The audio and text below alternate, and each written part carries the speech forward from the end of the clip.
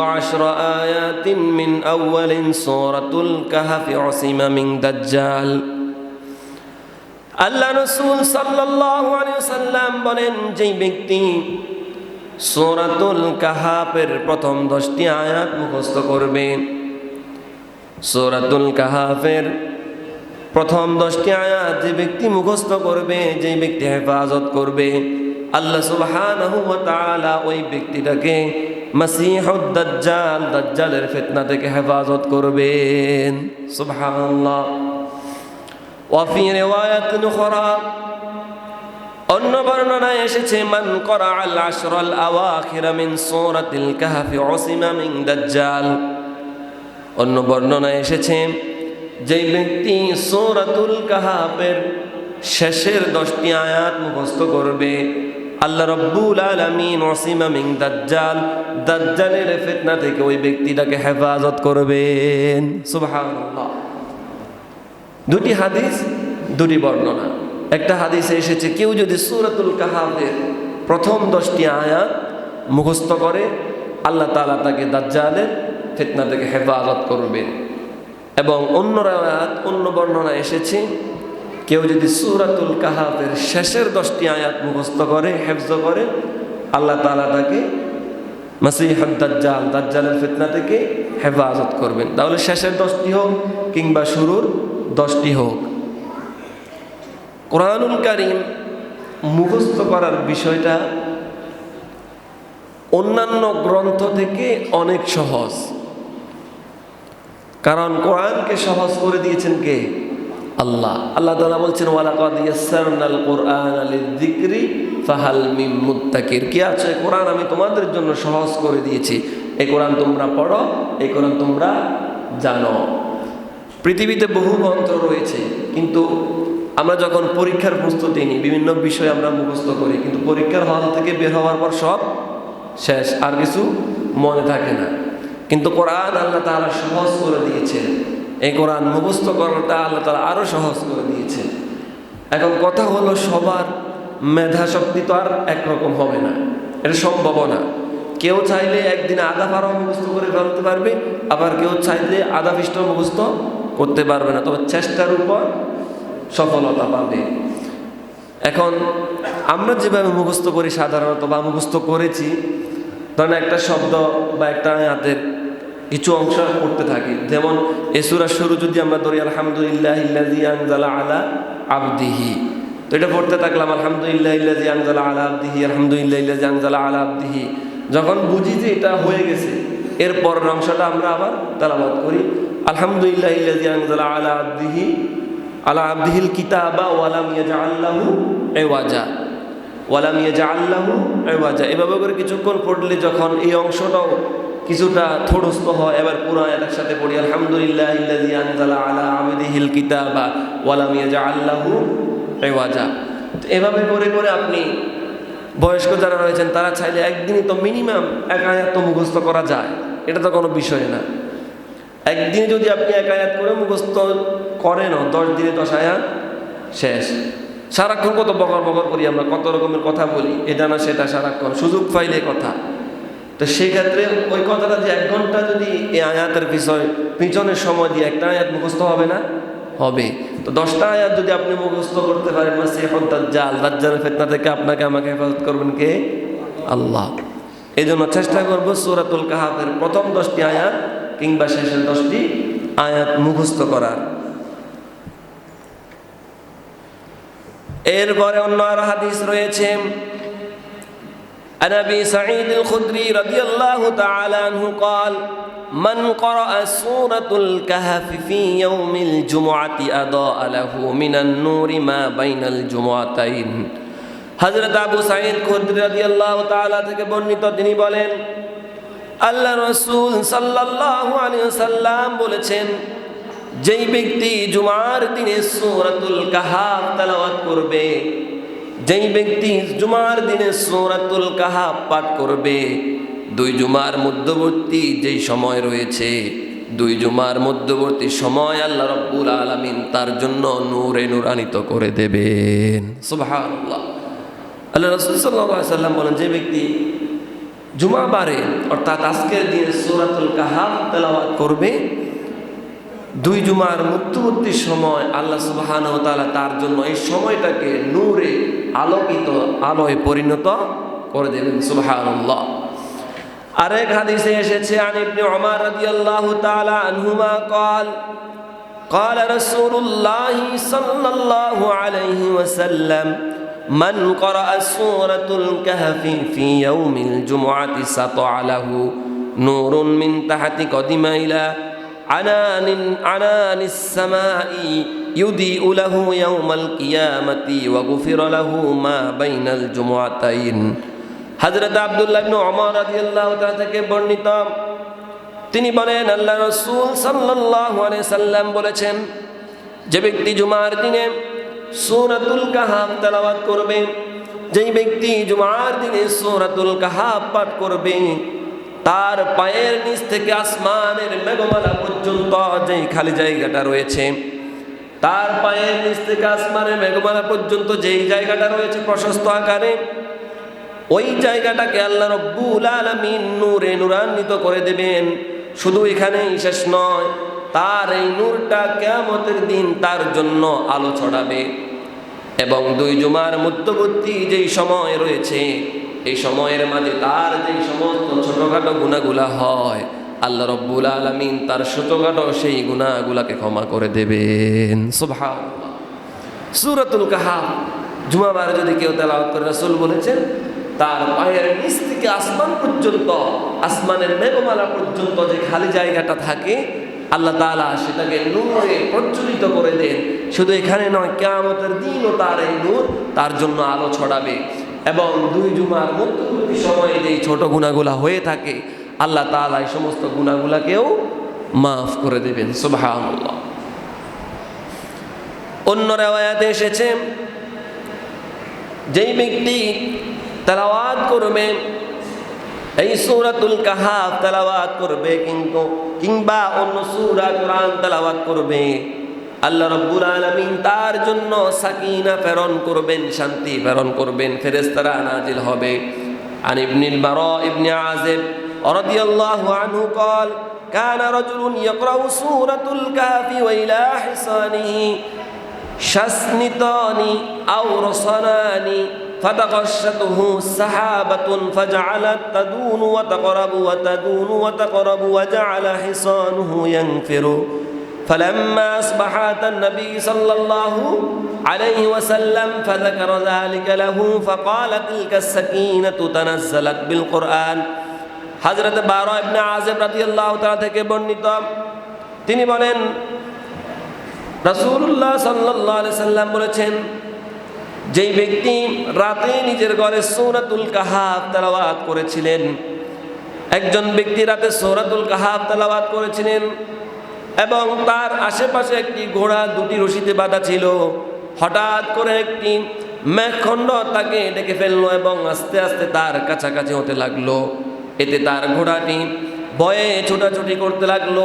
সকালে নবী সাল্লাল্লাহু আলাইহি সাল্লামের দরবারে এসে বললেন, ইয়া রাসূলুল্লাহ, রাসূলকে বিষয়টার ব্যাপারে অবগত করলেন।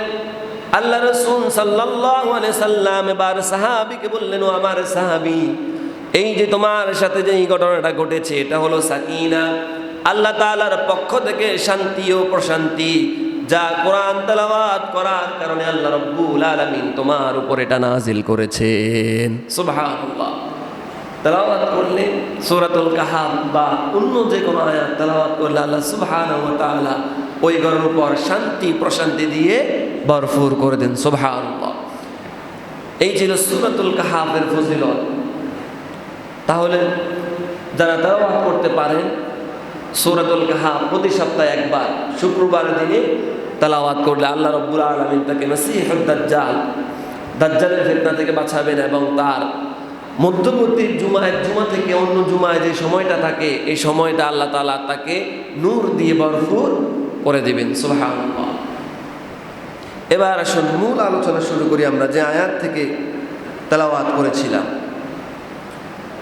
এই ঘটনাটা হলো হযরত ঈসা আলাইহিস সালামকে আল্লাহ তাআলা উঠিয়ে নেওয়ার পর থেকে কিছু শতাব্দীর পর রোম সাম্রাজ্যের অঞ্চলে একজন অত্যাচারী রাজা ছিল, অত্যাচারী প্রেসিডেন্ট ছিল। তাফসিরে তার নাম এসেছে দাকিয়ানুস। সে ছিল চরম অহংকারী এবং মূর্তি পূজক। নিজেকে বড় দাম্ভিকতার পরিচয় দিত, অহংকারী করত, মানুষকে আল্লাহ তাআলার ইবাদত থেকে বঞ্চিত করত। যারা আল্লাহর ইবাদত করতে চাইতো তাদের উপর জুলুম নির্যাতন করত, হত্যা করত এবং মূর্তি পূজা করার ক্ষেত্রে মানুষকে সে বাধ্য করত এক প্রকারে। তার সিস্টেমটা ছিল এমন, রাজ্যের প্রতিটি শহরে অসংখ্য মূর্তি স্থাপন করা হয়েছিল। বছরে নির্দিষ্ট সময়ে একটি বিশাল মূর্তি পূজার আয়োজন তারা করত, একটি মেলা তারা বসাতো। সেই উৎসবে রাজা থেকে প্রজা পর্যন্ত যত মানুষ ছিল, যত কর্মচারী ছিল, সকলকে মূর্তি পূজা করা লাগতো। মূর্তি পূজা করাটা ছিল বাধ্যতামূলক। এই রাজা একটি মেলার আয়োজন করে। ওই মেলাতে সকলে আসার জন্য প্রস্তুতি গ্রহণ করে। মূর্তি পূজা করার জন্য সকলকে বাধ্য করা হয়, সকলে আসার জন্য প্রস্তুতি গ্রহণ করেছে। সেখান থেকে আল্লাহ রাব্বুল আলামিনের 7 জন যুবক বান্দা তারা সেখান থেকে এই স্থানটাকে তারা ত্যাগ করে। প্রথমে তারা মেলার স্থানে আসে। আসার পর তাদের অন্তরে এই মূর্তি পূজার ব্যাপারে তাদের অন্তর থেকে সায় আসে না, তাদের অন্তর তারা প্রশান্তি পায় না। তারা চিন্তা করলো, মানুষের হাতে বানানো জিনিস কিভাবে আবার মানুষের রব হতে পারে? মানুষের হাতে বানানো জিনিস কিভাবে আবার আমরা নিজেরা হাতে বানাই, সেটার ইবাদত কিভাবে আমরা করতে পারি? এই চিন্তা করার পর একজন ব্যক্তি সেখান থেকে উঠে গেল। সে চিন্তা করলো, আল্লাহ রাব্বুল আলামিন তো এরকম হতে পারে না। আমাদেরকে যিনি সৃষ্টি করেছেন, তিনি আসমান জমিন সব কিছুর সৃষ্টিকর্তা, মানুষের নিজের হাতের বানানো প্রভু, আবার তার ইবাদত কিভাবে করব? উঠে একটি গাছের নিচে গিয়ে বসলো। বসার পর নিজে নিজে চিন্তা করতেছে। পরক্ষণে সেই মেলা থেকে আরো একজন যুবক উঠে গেল। সেও চিন্তা করলো, এগুলো আমাদের রব হতে পারে না। ওই ব্যক্তিটা উঠে সেও ওই জায়গায় গিয়ে বসলো। 2 জন হলো। এভাবে করতে করতে তারা 7 জন সেখানে মিলিত হলো। হাজার হাজার মানুষের মাঝ থেকে 7 জন ব্যক্তি আল্লাহ তাআলার হেদায়েত পেয়েছে, আল্লাহ তাআলার তাওহীদ সম্পর্কে তারা জানতে পেরেছে। মূর্তি পূজাকে তারা সহ্য করতে পারলো না। চুপচাপ সেখান থেকে তারা সকলে উঠে ওই গাছের নিচে গিয়ে বসলো। এবার তারা আলাপ আলোচনা করতেছে। কেউ কারোর সাথে প্রথমে কথা বলে না, ভয়ে কিভাবে নিজের ইমানের পরিচয় দেবে। সবাই তো মূর্তি পূজারী। নিজের ইমানের পরিচয় যদি দেয়, নিজের উপর জুলুম নির্যাতন শুরু হয়ে যেতে পারে। সাহস করে একজন আরেকজনকে জিজ্ঞেস করলো, এখানে তো আমি প্রথমে এসেছি, আমি এখানে বসে রয়েছি, তোমরা কেন এখানে আসলে? কিছুক্ষণ পর এবার সবাই একে অপরের সাথে কথা বলার সঙ্গে তারা বলল, এই যে মূর্তি পূজার মেলা চলতেছে, এখানে আমাদের মন টিকে না, আমাদের মনে হয় না এটা আমাদের রব। তারা সকলে আল্লাহ তাআলাকে খুঁজেছে, সকলে এবার একে অপরের সঙ্গে পরিচিত হয়েছে। এই যে তারা গাছের নিচে বসে তারা কথা বলল। প্রত্যেকটা সরকারের দেখবেন একটা গোয়েন্দা সংস্থা থাকে, তাদের এই কথাগুলো একজন শুনলো। শোনার পর বাদশাহ দাকিয়ানুসকে বলল, আপনার রাজ্যের কিছু যুবক, 7 জন যুবক, তারা আপনার ধর্মকে ত্যাগ করেছে, মূর্তি পূজাকে ত্যাগ করেছে, তারা অন্য ধর্মকে গ্রহণ করেছে, অন্য ধর্ম অবলম্বন করতেছে, অন্য ধর্মের ব্যাপারে তারা আগ্রহ প্রকাশ করেছে। বাদশাহ খবরটা শোনার পর প্রচন্ড গুপ্ত হয়ে উঠলো। সে আদেশ দিল, ওই যুবকদেরকে আমার সামনে নিয়ে আসো, ওই যুবকদেরকে আমার সামনে নিয়ে আসো, হাজির করো, আমি তাদের বিচার করব। সৈন্যরা এবার তাদেরকে নিয়ে বাদশাহর দরবারে গেল। যাওয়ার পর যুবকদেরকে জিজ্ঞেস করে, তোমরা নাকি মূর্তি পূজাকে ছেড়ে দিয়েছ, তোমরা নাকি আমাদের ধর্মকে ত্যাগ করেছ, নতুন ধর্ম গ্রহণ করেছ, নতুন আল্লাহ খুঁজতেছ? যুবকদেরকে যখন এই কথাটা জিজ্ঞেস করলো, 7 জন যুবক বলল, অবশ্যই হ্যাঁ, আমরা আর মূর্তি পূজারী নয়, আমরা মূর্তি পূজা করব না, আমরা আল্লাহর প্রতি ঈমান এনেছি, আল্লাহকে আমরা গ্রহণ করেছি। এই কথা শোনার তারাই কথা এই ঘোষণার দিব কোরআনে আয়াত আল্লাহ তাআলা নাযিল করেছেন ওয়া রাবাতনা আলা কুলুবিহিম ইয কামু ফাকালু রব্বুনা রব্বুস সামাওয়াতি ওয়াল আরদি লান নাদউয়া মিন দুনিহি ইলাহা। আল্লাহ রাব্বুল আলামিন বলেন, বাদশা যখন তাদেরকে প্রশ্নটা করলো, জিজ্ঞেস করলো, আমি তাদের অন্তরকে দৃঢ় করে দিয়েছিলাম।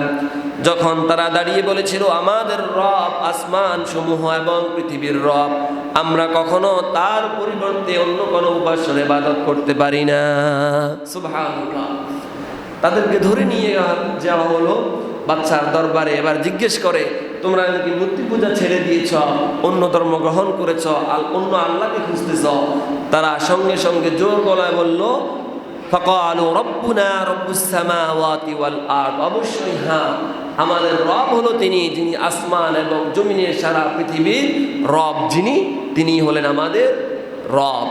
এবং লান নাদউয়া মিন দুনিহি ইলাহা, আমরা সেই ইলাহ ছাড়া অন্য কোনো ইলাহ উপাস্য ইবাদত করতে পারি না। এই কথা শোনার পর বাচ্চা এবার আরো খেপে গেল। সে বলল, তোমাদেরকে আমি সুযোগ দিচ্ছি, আমার দেবতাদেরকে তোমরা মানো, নতবা তোমাদেরকে হত্যা করা হবে। তাফসীরে এসেছে, কিন্তু তারা কখনো বিন্দু পরিমাণ ভীত হয়নি। তাদেরকে এই সুযোগটা দেওয়ার কারণ হলো, অর্থাৎ তাদেরকে যখন জিজ্ঞেস করা হলো তোমরা এই ধর্ম নাকি ত্যাগ করেছো, তারা বলল হ্যাঁ। নিয়ম ছিল কেউ যদি ভিন্ন ধর্মের অবলম্বী হতে চায় তাদেরকে সেখানে তারা হত্যা করত। কিন্তু এই 7 জন যুবককে তারা হত্যা করেনি। তার কারণ হলো এই ছেলেগুলো ছিল, এই যুবকরা ছিল সম্ভ্রান্ত পরিবারের সন্তান। অর্থাৎ ওই দেশে ওই রাজ্যে তাদের পূর্বপুরুষদের ভালো একটা সুনাম রয়েছে, ভালো একটা অর্জন রয়েছে।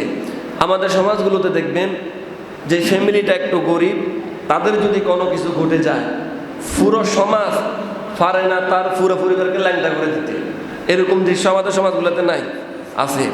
আর যারা দেখবেন গেরিটা একটু মোটা আছে, টাকা পয়সা ভালো আছে, এরা যদি হাজারো অন্যায় করে সমাজবাসী না পুরো এলাকাবাসীও তাদের কাছে কিনারেও যায় না।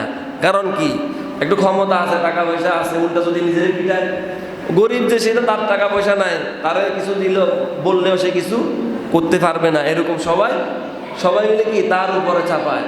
কিন্তু যাদের উপর চাপাতে পারবে না, যারা একটু মোটামুটি আছে ভালো, তাদেরকে কেউ ভয়ও কিছু বলে না। এরকম দৃশ্য নাই, আছে।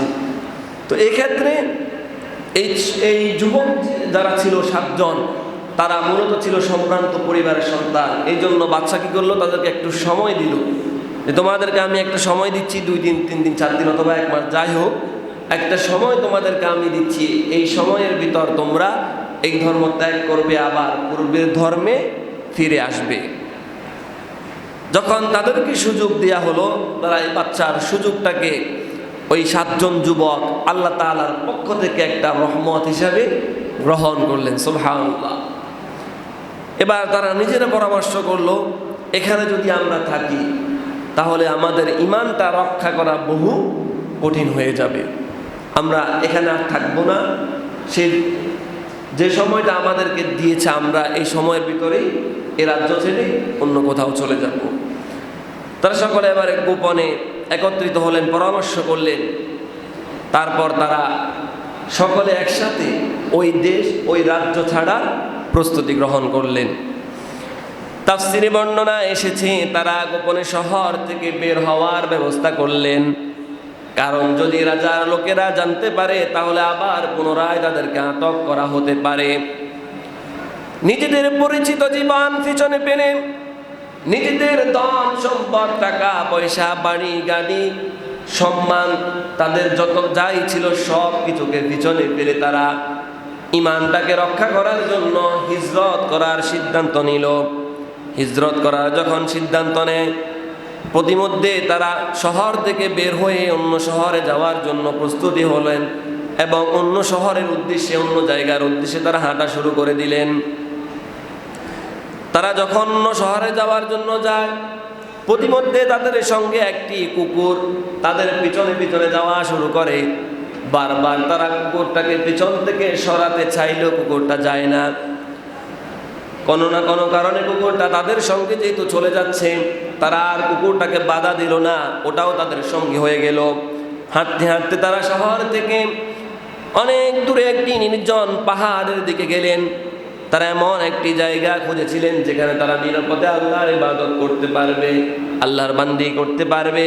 সেখানে ঈমান হারানোর কোনো ভয় থাকবে না, জুলুম নির্যাতনেরও কোনো ভয় থাকবে না।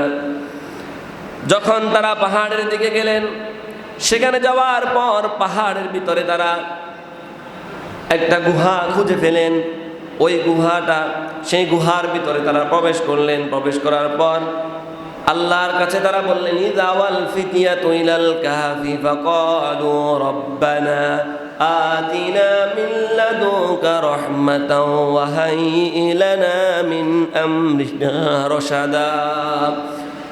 যখন সেই যুবকেরা গুহার ভিতর আশ্রয় নিল, তারা বলল, হে আমাদের রব, আমাদেরকে আপনার পক্ষ থেকে রহমত দান করুন এবং আমাদের জন্য আমাদের কাজগুলোকে সহজ করে দেন এবং আমাদেরকে সঠিক পথে পরিচালিত করেন। সুবহানাল্লাহ। তারা গুহা খুঁজে পেল। গুহার ভিতরে প্রবেশ করে তারা সর্বপ্রথম আল্লাহ তাআলাকে বলল, রব্বানা আতিনা মিন লাদুনকা রাহমাতাও ওয়া হাইয়্ লানা মিন আমরিনা রাশাদা। হে আমাদের রব, আপনি আমাদের উপর রহমত নাজিল করুন এবং আমাদের কাজগুলোকে সহজ করে দেন। এই যে তারা দোয়া করেছে, আল্লাহ তাআলা তাদের সেই দোয়াকে কবুল করে নিয়েছেন। এরপর যখন তারা আল্লাহর কাছে দোয়া করল, গুহার ভিতরে প্রবেশ করার সঙ্গে আল্লাহ রাব্বুল আলামিন তাদের জন্য ঘুমের ব্যবস্থা করে দিলেন। আল্লাহ তাআলা বলেন, ফাদরাবনা আলা আযানিহিম ফিল কাহফি সিনিনা আদাদা। অতঃপর আমি আল্লাহ রাব্বুল আলামিন তারা যখন গুহার ভিতর প্রবেশ করার পর তাদের কানের মাঝে আমি আল্লাহ রাব্বুল আলামিন ঘুমের পর্দা টেনে দিলাম। এই একই ঘুমে তারা বহু বছর পর্যন্ত এক জায়গায় তারা ঘুমন্ত অবস্থায় ছিল। সুবহানাল্লাহ। তারা গুহায় প্রবেশ করার পর আল্লাহ তাআলা বলেন, ফিল কাহফি সিনিনা আদাদা, তাদের কানের মাঝে আমি ঘুমের পর্দা টানিয়ে দিলাম। এখন আমরা যখন ঘুমাই, প্রথমত আমাদের চোখ বন্ধ হয় নাকি কান বন্ধ হয়? কথা বলুন। চোখ বন্ধ হয় নাকি কান? চোখ বন্ধ হয়, কান তো আর বন্ধ হয় না। ধরুন আমরা যখন ঘুমাই, গভীর ঘুমেও যখন আমরা থাকি, তখন অনেকের কান সজাগ থাকে। কেউ কিছু বললে বাইরে থেকে শোনা যায় না? যায়। কোথাও আওয়াজ হইলে, কেউ গান বাজাইলে কানে আমাদের আওয়াজ আসে। মানে ঘুম আছে ঠিক আছে, কিন্তু তারপরও বাইরের কিছু কিছু বিষয় আমাদের কানে প্রবেশ করে। এক্ষেত্রে আল্লাহ তাআলা বলছেন, আমি তাদের কানের পর্দাটা টানিয়ে দিয়েছি, অর্থাৎ বাহিরে আর যা কিছু হোক, কারণ বাইরে কোনো আওয়াজ যদি কানে আসে, চোখ আর বন্ধ থাকে না, চোখ অটোমেটিক খুলে যায়। আমরা যখন ফজরের জন্য নামাজের জন্য উঠি, তখন অ্যালার্ম থাকে। তো অ্যালার্ম যখন শুনি, তো কান দিয়ে শোনার পরে তো চোখ খুলে না, কান দিয়ে শোনার পরে তো চোখ খুলে। তো আল্লাহ তাআলা বলছেন, কানের পর্দাটা আমি টানিয়ে দিয়েছি যাতে করে তাদের কানের মাঝে আর কোনো ধরনের আওয়াজ প্রবেশ করতে না পারে। সুবহানাল্লাহ। তাদের কানের পর্দা টানিয়ে দিয়েছি, তারা সেখানে বহু বছর পর্যন্ত ঘুমেছিল। এই ঘুমের মাধ্যমে আল্লাহ তাআলা তাদেরকে কিভাবে হেফাজত করেছেন, ওই যে আগের আয়াতে তারা বলেছিলেন, রব্বানা হাইয়্ লানা মিন আমরিনা রাশাদা, আপনি আমাদের উপর রহমত নাজিল করুন এবং আমাদের কাজগুলোকে সহজ করে দেন। আল্লাহ তাআলা সেই জন্য তাদেরকে প্রথম ঘুম পাড়িয়ে দিলেন। এরপর আল্লাহ তাআলা এই ঘুমের মাধ্যমে তাদেরকে কিভাবে হেফাজত করেছেন আল্লাহ তাআলা সেগুলো বলে দিয়েছেন। আল্লাহ রাব্বুল আলামিন বলেন, ওয়া নুকাল্লিবুহুম যাতাল ইয়ামিনি ওয়া যাতাশ শিমাল।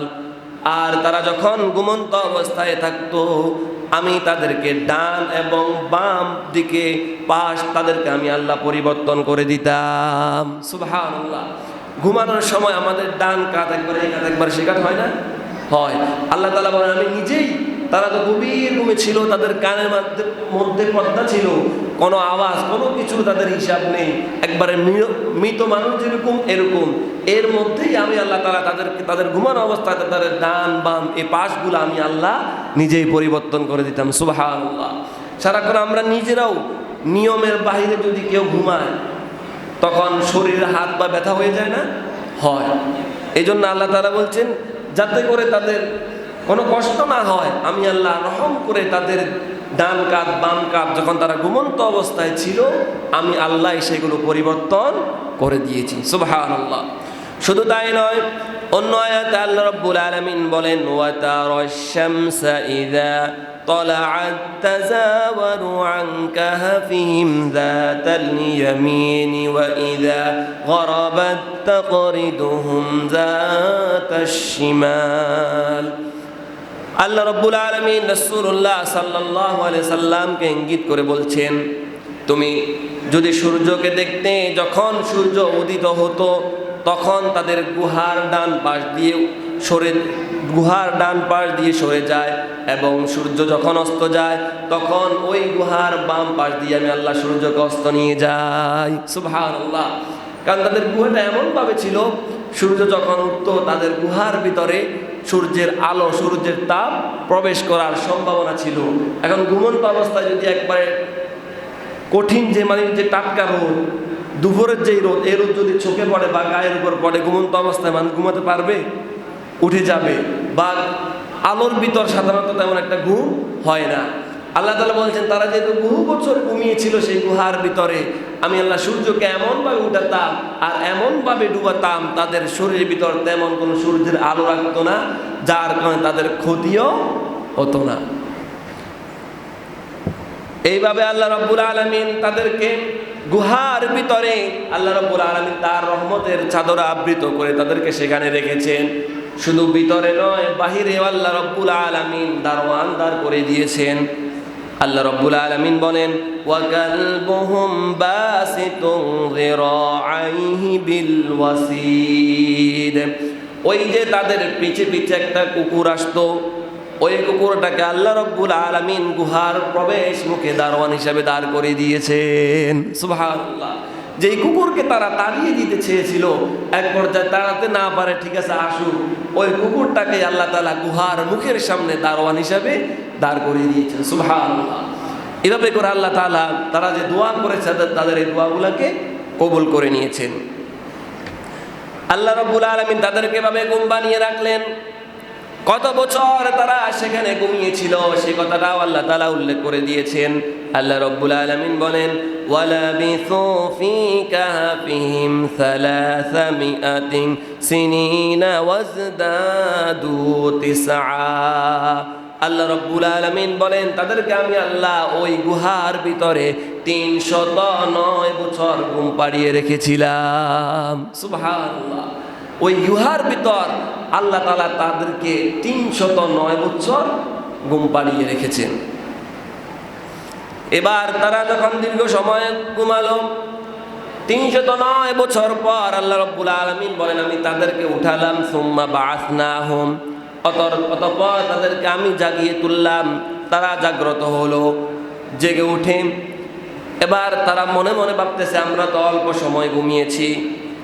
তাদের একজন সকলকে জিজ্ঞেস করলো, কাম লাবিস্তুম, আমরা এখানে কতক্ষণ অবস্থান করছি, আমরা এখানে কতক্ষণ ধরে ঘুমিয়েছিলাম? তারা বলতে লাগলো, লাবিসনা ইয়াওমান আও বা'দা ইয়াওম, আমরা একদিন অথবা দিনের কিছু অংশ এখানে ঘুমিয়েছিলাম। সুবহানাল্লাহ। তারা বলে, আমরা এখানে একদিন অথবা দিনের কিছু অংশ ঘুমিয়েছিলাম। এক পর্যায়ে তারা তর্ক বিতর্ক করার পর বলে, ঠিক আছে, আমাদের কোনো ধারণা নাই কতক্ষণ আমরা এখানে ছিলাম। আল্লাহ রাব্বুল আলামিন ভালো করে জানেন, রব্বুকুম আ'লামু বিমা লাবিসতুম, আমরা কতক্ষণ পর্যন্ত এই গুহার ভিতরে ছিলাম, এই গুহার ভিতর ঘুমিয়েছিলাম, এই খবর একমাত্র আল্লাহ রাব্বুল আলামিনই ভালো জানেন। সুবহানাল্লাহ। ঘুম থেকে ওঠার পর একে অপরকে জিজ্ঞেস করে, আমরা এই গুহার ভিতর কতক্ষণ ছিলাম? তারা কেউ কেউ জবাব দিয়ে, মনে হয় সকালে ঘুমাইছি, বিকালে উঠছি, অথবা দিনের কিছু অংশ আমরা এখানে ঘুমিয়েছিলাম। তর্ক বিতর্ক করতে করতে এক পর্যায়ে বলে, ঠিক আছে, আমার তর্ক বিতর্ক না করি, রব্বুকুম আ'লামু বিমা লাবিসতুম, এই গুহার ভিতরে আমরা কতক্ষণ পর্যন্ত ঘুমিয়ে আছি এটা একমাত্র আল্লাহ তাআলাই ভালো জানেন। এবার তর্ক বিতর্ক ছেড়ে ঘুম থেকে ওঠার পর সাধারণত মানুষের ক্ষুধা লেগে যায়। এবার তারা বলল, ঠিক আছে, আমাদের মধ্য থেকে কোনো একজনকে বাজারে পাঠাও, আমাদের জন্য কিছু খাবার নিয়ে আসুক। এই কথা আল্লাহ তাআলা কোরআনে দিয়েছেন, ফাবআসু আহাদাকুম বিওয়ারিকিকুম হাযিহি ইলাল মাদিনা। সকলে মিলে তাদের মধ্য থেকে একজন ব্যক্তিকে চয়েস করলে ব্যক্তি তাকে বাজারে পাঠাও।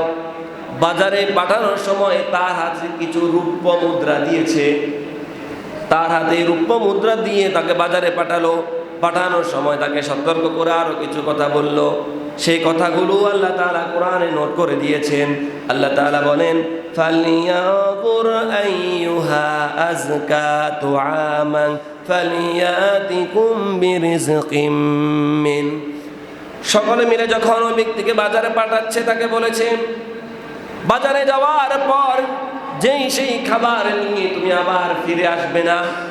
বাজারে যাওয়ার পর যেই জিনিসটা উত্তম পবিত্র খাবার, ওই খাবারটা তুমি আমাদের জন্য নিয়ে আসবে।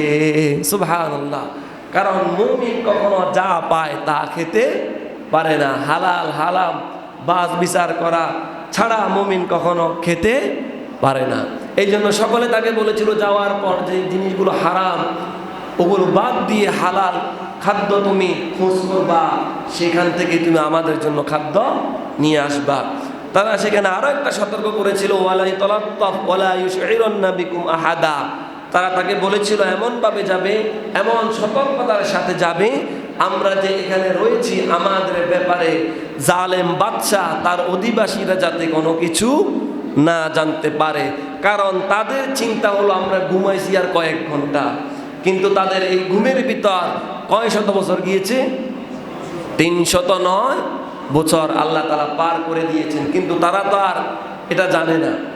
তারা সতর্ক করে বলল, যাবে এমনভাবে যাবে আর এমনভাবে ফেরত আসবে, কেউ যাতে না জানে যে আমরা এই গুহার ভিতর রয়েছি। এবার ওই যুবক বাজারের দিকে রওনা করলো। সে ভাবলো, আমরা তো মাত্র কিছুক্ষণ ঘুমিয়েছিলাম, আমি যখন মাত্র কিছুক্ষণ পূর্বে শহর থেকে আমরা দূরে গিয়েছি, সব কিছুই আগের মতোই থাকবে। প্রক্ষান্তরে সে যখন বাজারের ভিতরে প্রবেশ করলো, আস্তে আস্তে হাঁটতে হাঁটতে যখন বাজারের দিকে যায়, আগের মতো আর কোনো কিছুই নাই। ঘর বাড়ি রাস্তাঘাট সব কিছু পরিবর্তন, অধিবাসী মানুষদেরও পরিবর্তন, রাজারও পরিবর্তন, কোনো কিছুই আগের মতো নাই। সে কিছুটা বিস্মিত হলো, কিভাবে সম্ভব এই অল্প সময়ের মধ্যে পুরো রাজ্যটা কিভাবে চেঞ্জ হয়ে যায়। যাওয়ার পর চিন্তা করতে করতে যখন বাজারে গেল, যাওয়ার পর সেখানে তার মুদ্রা দেখে যখন সেই রূপ্য মুদ্রাটা দোকানদারকে দিল জিনিস নেওয়ার জন্য, দোকানদার নিজেও বিস্মিত হয়ে গেল। কারণ এই সময়টাতে এই রূপ্য মুদ্রা তো থাকার কথা না, এটা তো অনেক পুরাতন জিনিস, এখানে কিভাবে আসলো? আল্লাহ রাব্বুল আলামিন সেই কথাটা কোরআনে দিয়েছেন। তারা কিভাবে এই গুহার ভিতরে ছিল, এই রূপ্য মুদ্রাটা যখন সে দোকানে নিয়ে গিয়েছে, দোকানদার সবাই মিলে বিস্মিত হয়ে গিয়েছে। এবার সবার আলোচনা শুরু হয়ে গিয়েছে। এর মধ্যকার একটি ঘটনা হলো, আগের যে পূর্বের রাজা ছিল সেই ছিল মূর্তি পূজারী, তার অধিবাসীরাও ছিল মূর্তি পূজারী। আল্লাহ রাব্বুল আলামিন মাঝখান দিয়ে 309 বছর পার করে দেওয়ার পর ওই অধিবাসীর যে রাজা ছিল সেও ছিল মুসলিম, এবং অন্যান্য প্রজা যারা ছিল তাদের অধিকাংশই মুসলিম। কিন্তু তারা যদিও ঈমান এনেছে, কিন্তু আখিরাতের ব্যাপারে, কিয়ামত যে হবে এই ব্যাপারে তাদের অন্তরে দুর্বলতা ছিল। আল্লাহ রাব্বুল আলামিন তাদেরকে 309 বছর পর পুনরায় আবার শহরে পাঠানো, এবং পুরাতন রূপ্য মুদ্রা দিয়ে আল্লাহ তাআলা এটাই বোঝাতে চেয়েছেন, ওয়াকাযালিকা আ'সারনা আলাইহিম লিয়া'লামু আন্না ওয়া'দাল্লাহি হাক্কুন ওয়া আন্নাস সাআতা লা রাইবা ফীহ। আল্লাহ রাব্বুল আলামিন বলেন, এভাবে আমি তাদের সম্পর্কে মানুষকে অবগত করলাম, যাতে করে তারা জানতে পারে আল্লাহ রাব্বুল আলামিনের প্রতিশ্রুতি সত্য, এবং কিয়ামত যে হবে, পুনরুত্থান দিবস যে হবে, এটাও সত্য। সুবহানাল্লাহ। মাঝখান দিয়ে মানুষ মনে করেছিল তারা ঈমান এনেছে ঠিক, কিন্তু তারা ভেবেছে কিভাবে আবার পুনরায় মানুষ জীবিত হবে, কিভাবে কিয়ামত হবে। আল্লাহ তাআলা তাদেরকে দেখানোর জন্য এই পরিবেশটা তৈরি করে দিলেন। 309 বছর পর এই মানুষদেরকে আবার তাদের সামনে উপস্থাপন করালেন। এত বছর পুরনো রূপ্য মুদ্রা দিয়ে তাদেরকে বুঝালেন, মাত্র 309 বছর কেন, এরকম আরো হাজার হাজার বছর চলে গেলেও কোনো মানুষের যদি দেহ যদি পাওয়া না যায় মৃত্যুর পর, এরপরেও সকলকে কিয়ামতের ময়দানে আমি আল্লাহ উঠাতে পারবো। আল্লাহ তাআলা এটাই শিক্ষা দিয়েছেন তাদেরকে। এখানে যুবকদের শিক্ষা থেকে প্রথম কথা হলো তাদের ইমানের যেই তেজস্বিতা, তাদের ইমানের যে পাওয়ার আল্লাহ তাআলা সেটাই আমাদেরকে বোঝাতে চেয়েছেন। ইমানের কারণে তাদের বাড়ি সব কিছু ছেড়ে তারা হিজরত করে ফেলেছে। আল্লাহ রাব্বুল আলামিন এই ঘটনা থেকে আমাদের ইমানকে মজবুত করার সেই তৌফিক দান করুন। ওয়া আখিরু দাওয়ানা আলহামদুলিল্লাহি রাব্বিল আলামিন। আসসালামু